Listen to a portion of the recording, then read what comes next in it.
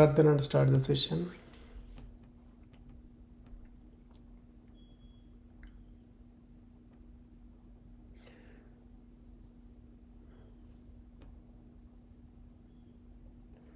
Om Guru Brahma Guru Vishnu Guru Devo Maheshwara Guru Sakshat Parabrahma Tasmai Sri Gurave Namaha.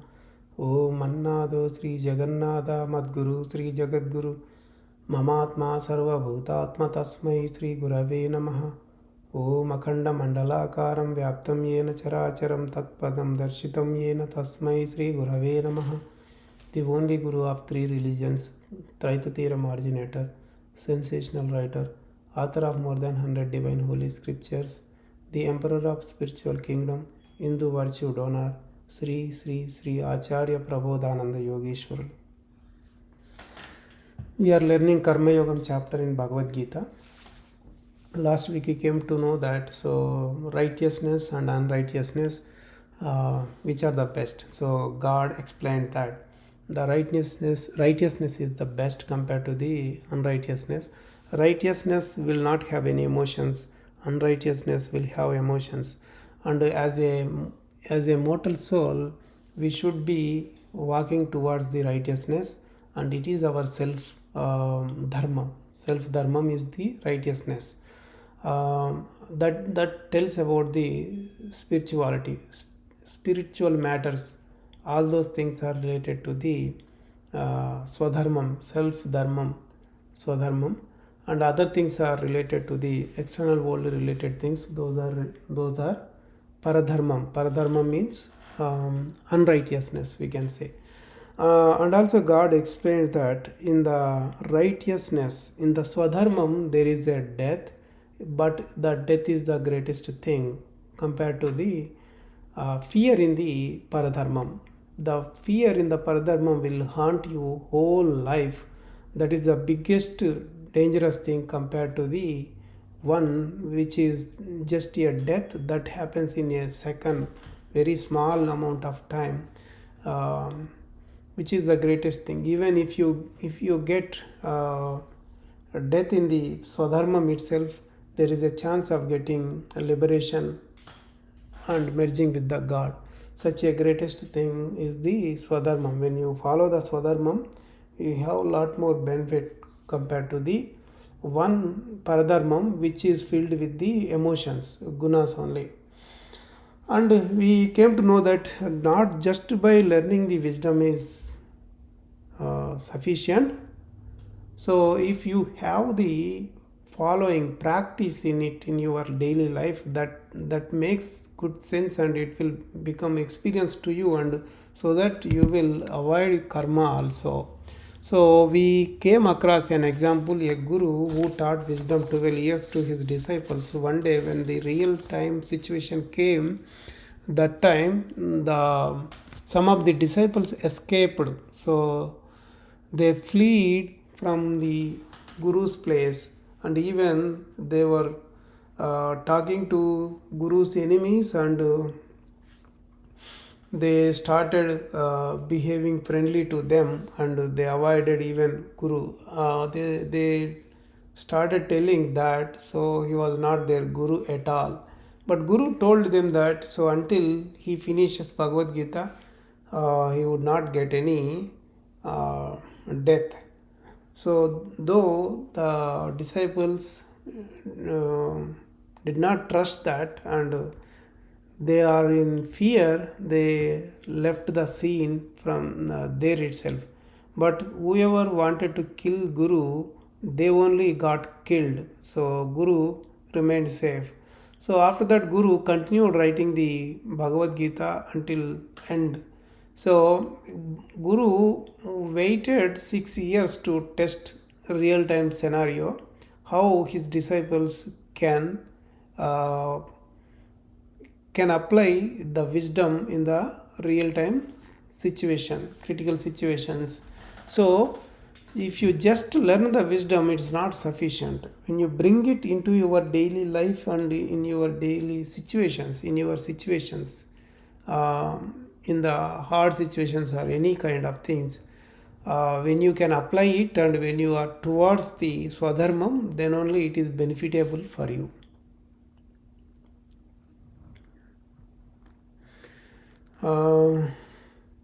So when there is a knower of the wisdom, he should be careful always. If there is an ignorant man, that is fine. So because he doesn't know, he will behave as per his karma. That's all right. That's all right. But when you are a knower of the wisdom, you should behave. You should behave according to the wisdom. You have to apply the wisdom inside you and follow that.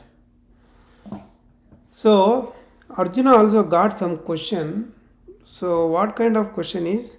So when somebody knew already the wisdom, then why they are doing the mistake? So that answer is there in the 36th Shlokam. What? Not the question. The Arjuna's question is there in the 36th Shlokam. Here, let us see that. अतः केन प्रयुक्तो अयं पापं चरति पूरुषः अनिच्छिन्नपि वार्ष्णेयफलादिव नियोजिता. So what he is saying here, what he is asking Lord Krishna is, even though the human being is not interested, why he is forcefully employed on to do the sinful deeds here? That's what his question over here. In the Shlokam also he says, Anichinnapi, Anicha. Icha means desire. Anichinnapi means even though he doesn't desire, he doesn't like it, he doesn't want it, even though he doesn't want it here in this Shlokam. So, who doesn't want to do the task? The one who wants to do Brahma Yogam, he doesn't want to do task. Because if he wants to do the task, can he do Brahma Yogam? No, impossible. While doing the task, you can't do Brahma Yogam. That's why the one who knows the wisdom, who wants to do Brahma Yogam, he doesn't desire, he doesn't want to do the task. And we came to know that a karma yogi should not think that this is a good work, this is a bad work, I should do good work and I should do bad work. And also, there should not be any differentiation while doing the tasks, the karma yogi. The karma yogi should not show any rationality between good work and bad work.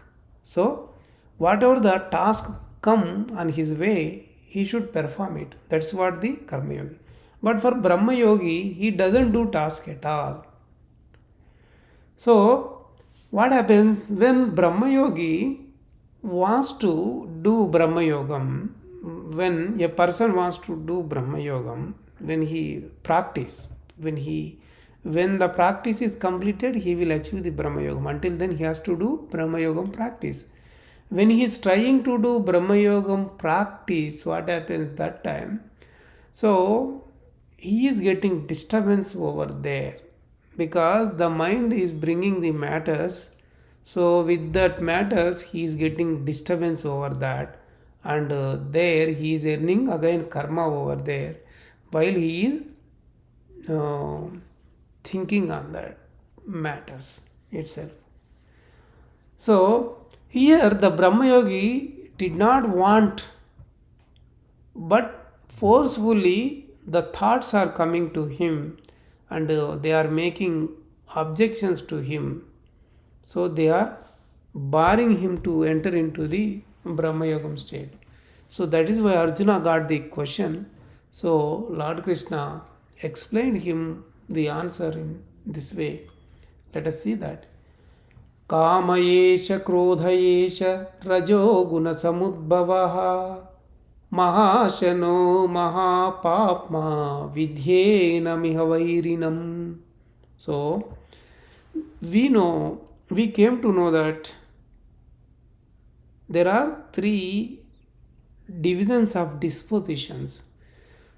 We will have much more detailed discussion about the divisions of dispositions and emotions in the Gunatraya Vibhaga Yogam. Mainly the Gunatraya Vibhaga Yogam talks about three types of divisions of dispositions. They are Tamasa, Rajasa, Satvika. These are the three divisions of dispositions. Among three, the Rajo Gunam, Rajo Guna, Rajo means Rajasa. Rajasa division of disposition is in the middle of Tamasa division of disposition and Satvika division of disposition. In every division of disposition, there are 12 emotions. Out of 12 emotions, 6 are good emotions, 6 are bad emotions. A human being is earning sin from bad emotions, merit from good emotions. Merit is called punyam, sin is called papam. So he will be earning either punyam or papam because of those emotions or gunas. So here what God is saying, kama yesha krodha yesha rajo guna samudbhavaha. That means in the Rajasa division of disposition, the kama means wanting, desire, and the krodha means angry. These are the two gunas or emotions which are barring the mortal soul learning the wisdom itself. And the desire of the Rajasa, what it does, it will not have much satisfaction. It will have less satisfaction for the desire which borns out of the Rajasa. So it's obviously true, whenever your desire is not fulfilled, automatically you get the angry. So as long as he is not satisfied, he will be craving for that. So he will be always craving for that. When he is craving towards that with that desire, he does not come towards the wisdom at all. So in the similar way, the angry does not let him learn the wisdom. That is why God also saying over here, Bhagavan is saying over here is mainly about two emotions. One is desire, another one is angry, which born from the Rajasa Guna. So that's why they are the enemies to the mortal soul. Here the important note you need to remember is the word kama first time used in this Shlokamu itself when we started learning the Bhagavad Gita. Bhagavan talks about kama over here, but many people with an understanding that kama means that is towards the ladies or female. The male desire on the female only kama. That's what in Indian society people think always. The wanting means, so that is the only one. But in fact it's not true. It's false always. Because we need to understand the wisdom contextually. So in which context the term is referred, based on that we need to understand. If not, we will be going a different direction without learning the wisdom at all. So the desire can be of any kind of desire for money, desire for assets, desire for ornaments, gold, desire on the children, uh, or anything, whatever, anything. So everything, anything, it can be the desire on anything can be called kama over here. So when a ordinary human being or ignorant man thinks in that way, that desire means wanting the female person or something like that, or female is wanting male or male is wanting female, that is fine. But the one who knew some sort of wisdom and who were called as spiritual man by other people and who respected uh, uh, the others who respected him, if he is also in mistake, then how can he understand the wisdom? So for this there is an example depicted over here. So there is a spiritual master. There was a spiritual master. That spiritual master, at his home there is a marriage. There was a marriage going on at home. So all of a sudden somebody was playing a cassette. That cassette was playing, chanting, was uh, repeating the Bhagavad Gita shlokas, uh, sung by Ghantasala, was the very famous singer. The singer Ghantasala was singing. So that cassette was running in that context, during that marriage context. All of a sudden, the spiritual master said somebody to stop that playing record.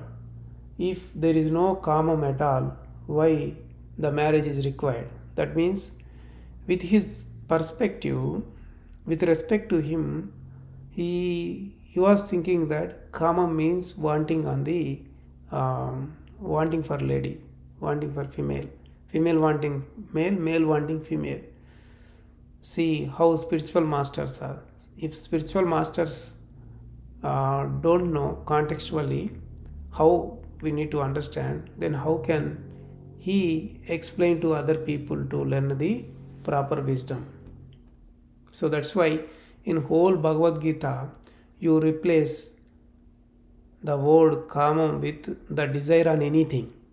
The desire on anything. Don't limit it just for the female, just for wanting female or wanting male. Okay. So let's move on to the next slokam.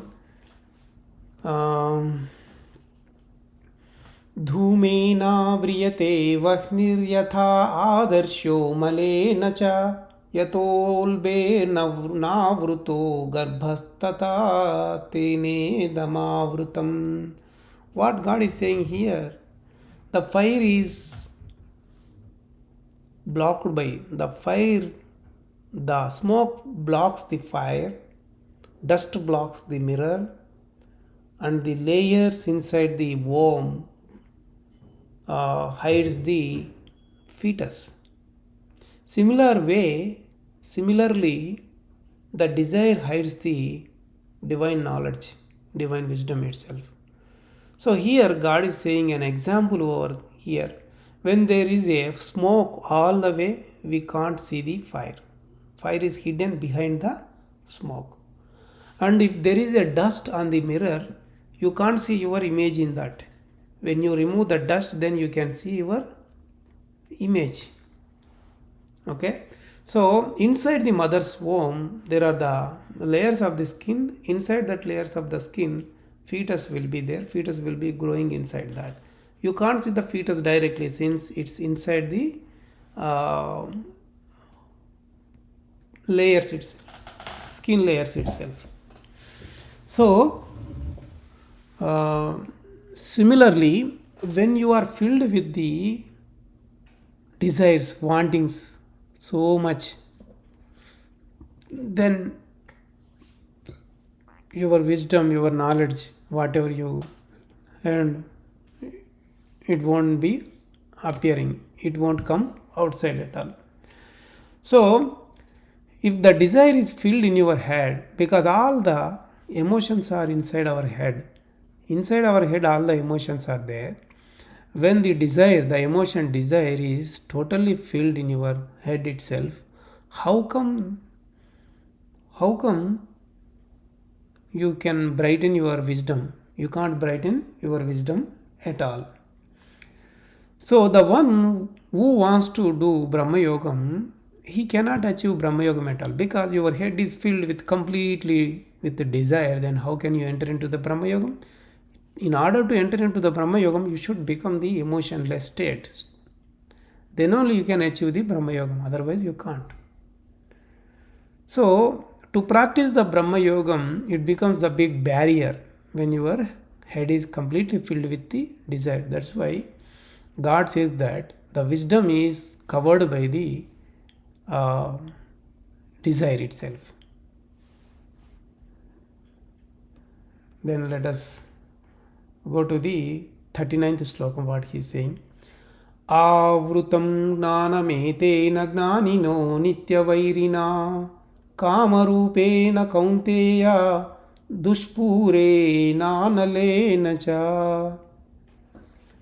So, unsatisfied desire here, what he is saying, it cannot be fulfilled. It's unsatisfied. It is unsatisfied and cannot be fulfilled. The desire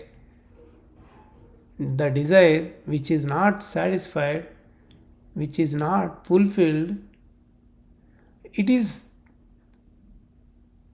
enemy forever. It's an enemy forever, and it is covering totally the wisdom. He is saying it is covering totally the wisdom. So many people usually say that there is no limit to the desire. There is no limit to the desire. We might have heard that from here and there, people while talking or even even speaking to us also. So there is no limit for the desire at all. So that's why there is no limit to the desire. And what it says, it will play like anything, the knowers of the wisdom. Okay, it can do anything. It can do anything, and the desire can make the ignorant people do anything. It can make them do anything, and it covers the wisdom.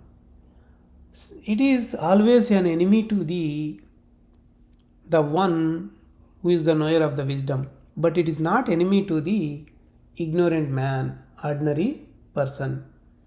So some people may think that it seems like strange thing. How come it is not an enemy to the ordinary human being, but how come it is an enemy to the knower of the wisdom? Knower of the wisdom. Because we came to know that there are two ways. One is path towards the nature, one is path towards the God. When we are in path towards the God, we are leaving the emotions and trying to catch the wisdom and go towards the God, walking towards the divine path. So the nature is also called Maya. Maya in the subtle form, it is Maya. The physical form, which is the nature. Nature is in the subtle form as a Maya inside our head.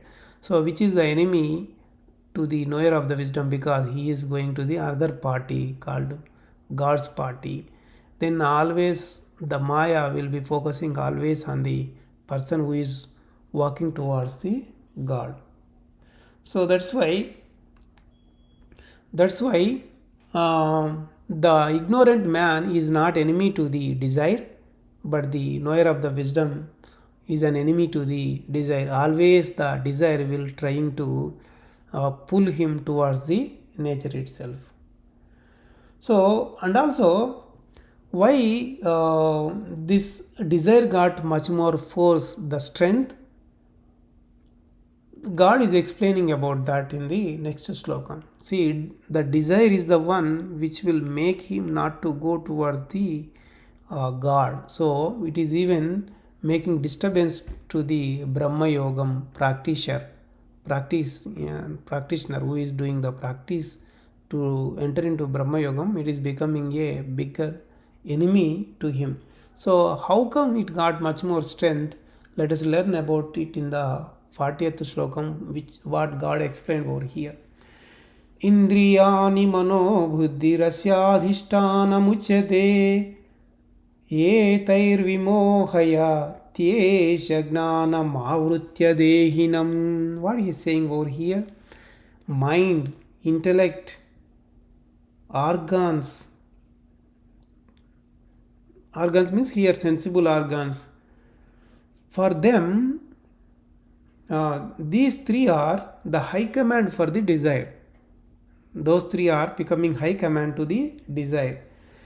Based on these three, what is happening for the mortal soul? He is getting attracted towards the attachment. He is falling into the attachment towards those matters.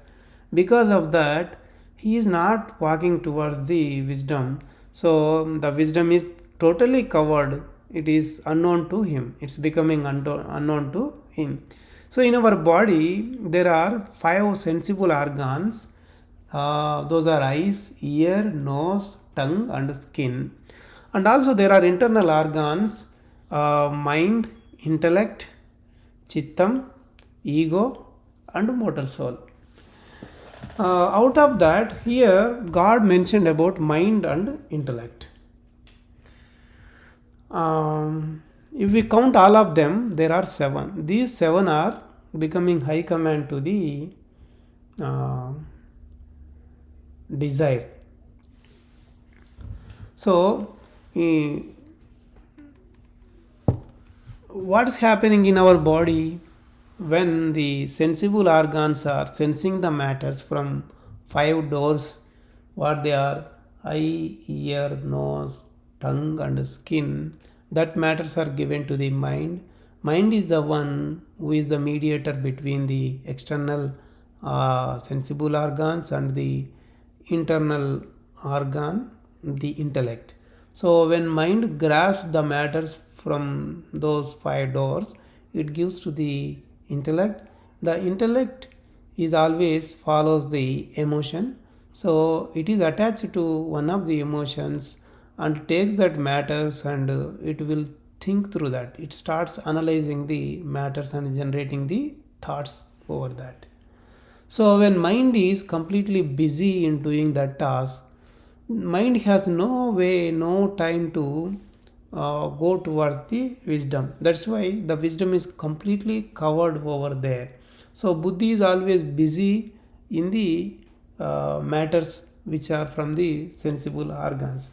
So when the intellect is always busy in doing that, it will fall into the illusion totally. So because of that, the intellect is totally spoiled by the desire and those kind of emotions. When it happens, then he cannot go towards the wisdom at all. So in order to stop the intellect doing that and to make it go towards the God, what we need to do is explained in the 41st slokam, in the next slokam by God. So what he is saying here: Tasmat tvam indriyan yadav niyamya bharatarshava papmanam prajahihyenam gnana vignana nashanam. What he is saying over here? So, because the sensible organs, the senses of perceptions which are coming from sensible organs, because the sensible organs are the main reason to get those kind of barrier. So if you can suppress them, if you can stop them, then you can conquer the desire. So the desire which is destroying your wisdom and knowledge, both it is destroying. So when you conquer the desire, that happens only when you can stop the tasks of the actions of the sensible organs. So the main ingredients here which are coming from the matters, external worldly related matters, those matters are coming out of the five sensible organs. Those are eye, ear, nose, tongue and skin. When those matters are coming to the intellect, with the intellect is attached, always follows the emotion, it will catch up any one of the emotions during that time. With that matter, it will be doing analysis, generating thoughts. So when you can make the matters not coming to the mind itself, then mind does not give it to buddhi, intellect, then intellect stop there itself. Then you will enter into the Brahma Yoga. So this kind of method is only needed for the Brahma Yogis. So the one who wants to do Brahma Yogam, he will sit in a posture, he will sit on the seat. So in order to stop the mind and intellect which should not work for him, he has to divert the focus of his mind from the external matters. That is the one he has to do. Whenever he could achieve that, whenever he is able to achieve that, then only he will enter into the Brahma Yogam state.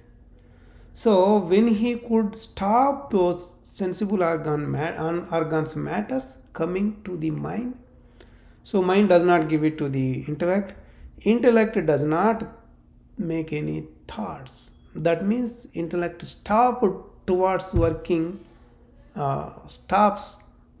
towards the nature. Then it will turn towards the immortal soul. That's towards the Atma, we can say. So that's why the person who wants to enter into Brahma Yogam, he has to stop the tasks of the sensible organs. He has to try himself. He has to forcefully stop that. Then only he can enter into the Brahma Yoga. If you have any questions, you can comment. Then we'll give the answer in the next session. Let us do Mangala Prardhana and end the session. Om Mangalam Gurudevaya Mahaniya Prabodhatmane Sarvaloka Sharanyaya Sadhurupaya Mangalam. Prabodharpanam to everybody.